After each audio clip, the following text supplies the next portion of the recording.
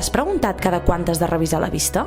Moltes persones només acudeixen a la consulta quan tenen alguna molèstia, però cal tenir en compte que moltes malalties oculars no produeixen símptomes fins a etapes molt avançades. Per això, a l'Institut Català de Retina recomanem fer revisions oftalmològiques periòdiques al llarg de tota la vida. Comencem pels infants. Si no hi ha cap problema aparent, la primera visita hauria de ser a partir dels 18 mesos.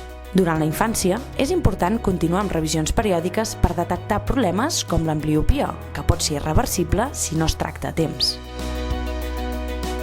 A l'etapa jove i adulta, els problemes més freqüents són els defectes de refracció, miopia, hipermetropia o astigmatisme.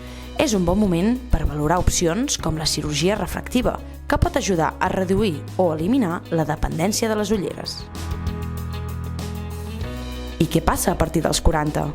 Encara que no hi hagi molèsties, és fonamental fer-se un examen complet de la vista com a mesura preventiva. És a partir d'aquesta edat quan poden aparèixer el glaucoma, les cataractes, la presbícia o l'ull sec, sovint de forma progressiva i silenciosa. A partir dels 60 anys augmenta la probabilitat de patir malalties com la degeneració macular associada a l'edat, les cataractes o complicacions derivades de la diabetis o la hipertensió. Fer una revisió anual permet detectar-les a temps i evitar conseqüències greus per la visió. A l'Institut Català de Retina t'acompanyem en totes les etapes, amb l'expertesa del nostre equip i la tecnologia més avançada.